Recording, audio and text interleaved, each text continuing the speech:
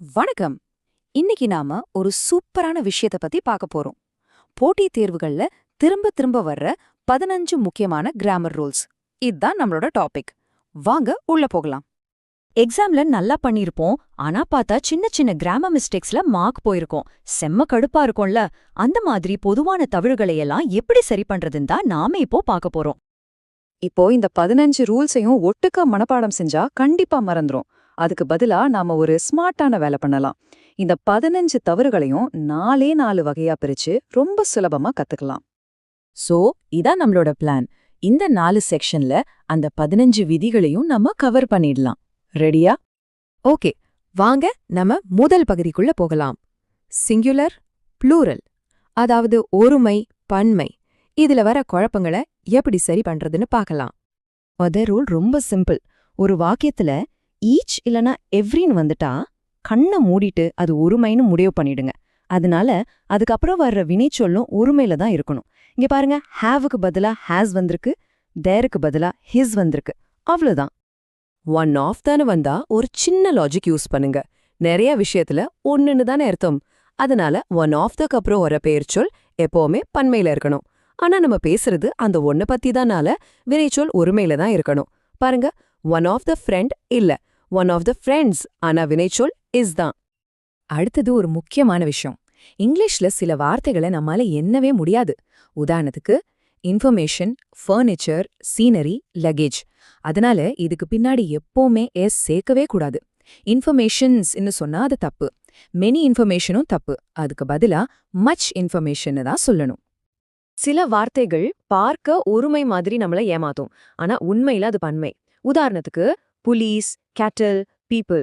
இதுக்கு எஸ் இல்லாம இருக்கலாம். ஆனா இது எப்பவுமே பன்மைதான். அதனால த போலீஸ் ஹேஸ்னு சொல்லாம த போலீஸ் ஹேவ்னு தான் சொல்லணும். இது நல்லா ஞாபகம் வச்சுக்கோங்க. அவ்வளவுதான் முதல் பகுதி. இப்போ 2வது பகுதிக்கு போகலாம். இதுல சில வார்த்தைகள் எப்பவுமே ஜோடியா பிரிக்க முடியாத பார்ட்னர்ஸா வரும். அந்த சரியான ஜோடிகள் எதுன்னு பார்க்கலாமாங்க. இந்த விதி ரொம்ப ஈஸி. நோ சூனர்னு ஒரு வாக்கியத்துல வந்தா அதோட ஜோடி எப்பவுமே தேன் தான். வென் இல்ல, வேற எதுவுமே வராது. நோ சூனர் தேன். இது ஒரு செட். அவ்வளோதான். ஆல்தோவும் பட்டும் ஒரே அர்த்தத்தை கொடுக்கிற வார்த்தைகள். அதனால ரெண்டையும் ஒரே வாக்கியத்துல பயன்படுத்தக்கூடாது. ஆல்தோன்னு ஆரம்பிச்சா நடுவுல பட் போடாம எட் போடலாம், இல்லனா காமா மட்டும் போட்டா போதும். ரெண்டுமே சரிதான். இந்த ஐஓஆர்ல முடியிற வார்த்தைகள் இருக்கு இல்லையா, ஜூனியர், சீனியர், சுப்பீரியர், இது மாதிரி வார்த்தைகள் வந்தா ஒப்பிடும்போது தேன் பயன்படுத்தவே கூடாது. அதுக்கு பதிலா எப்பவுமே டு தான் பயன்படுத்தணும். She is junior to me, he is senior to me. இந்த மாதிரி முன்னாடி பார்த்த விதி மாதிரியே தான் இதுவும். ப்ரிஃபர் என்ற வார்த்தையை வச்சு 2 விஷயத்தை ஒப்பிடும்போதும் நாம தேன் பயன்படுத்தக்கூடாது. அதுக்கு பதிலா டு தான் போடணும். I prefer coffee to tea, I prefer walking to swimming. Simple. சரி, அடுத்ததா நம்ம பார்க்க போறது நிறைய பேருக்கு தலைவலியா இருக்கிற ஒரு டாபிக். ஆமா, டென்சஸ் தான். இதுல வர சில சிக்கலான விஷயங்களை எப்படி ஈஸியா கையாளுறதுன்னு பார்க்கலாம். முதல்ல கடந்த காலத்துல நடக்காத ஒரு விஷயத்த பத்தி பேசும்போது, அதாவது அப்படி நடந்திருந்தா இப்படி செஞ்சிருப்பேன்னு சொல்லும்போது ஒரு ஃபார்முலா இருக்கு. இஃப் கூட ஹேட் பிளஸ் வினைச்சொல்லோட V3 ஃபார்ம் வரணும். பாக்கியத்தோட அடுத்த பகுதியில would have பிளஸ் அதே V3 ஃபார்ம் வரணும். If I had known, I would have helped. இந்த ஃபார்முலாவை ஞாபகம் வச்சுக்கிட்டா போதும். இதுவும் ஒரு கோல்டன் ரூல்.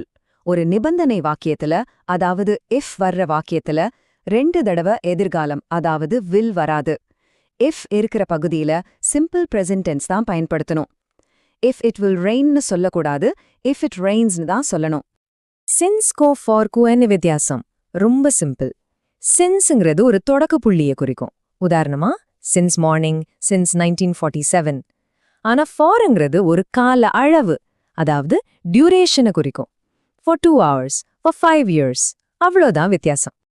ஓகே, இப்போ நாம கடைசி பகுதிக்கு வந்துட்டோம். இதுல நம்மள ரொம்ப ஈஸியா குழப்பி தப்பு பண்ண வைக்கிற சில வார்த்தைகளை பத்தி பார்க்கலாம். ஆனா இது ஒரு தடவை புரிஞ்சுக்கிட்டீங்கன்னா அப்புறம் இந்த தப்ப நீங்க பண்ணவே மாட்டீங்க. ரிட்டர்ன்னாலே திரும்ப குடு இல்லனா திரும்பி வான்னு அர்த்தம்.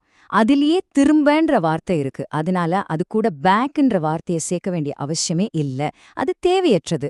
ரிட்டர்ன் மை மணின்னு சொன்னாலே போதும். அதே மாதிரி டிஸ்கிரைப், டிஸ்கஸ், என்டர் மாதிரி சில வினைச்சொற்களுக்கு அப்புறம் முன்னடை சொல், அதாவது ப்ரெபோசிஷன் தேவையில்லை. The teacher described about the டாபிக்னு சொல்லக்கூடாது. த டீச்சர் டிஸ்கிரைப் த டாபிக்னு சொன்னா போதும். அபவுட் அங்க தேவையில்லை. லெட்ன்ற வார்த்தைக்கு அப்புறம் எப்பவுமே ஆப்ஜெக்டிவ் ப்ரோனவுன் தான் வரணும். அதாவது me, him, her, us, them இந்த மாதிரி. லெட் ஷீ கோன்னு சொல்லக்கூடாது, லெட் ஹர் கோன்னு தான் சொல்லணும். இது ஒரு முக்கியமான ரூல். ஒரு வாக்கியத்தோட எழுவாயா ஒன்னு வந்தா அந்த வாக்கியத்துல வர்ற பிரதிபெயர் சொல்லும் ஒன்ஸ்ன்னு தான் இருக்கணும். ஹிஸ் இல்லனா ஹர்னு மாத்தி போடக்கூடாது.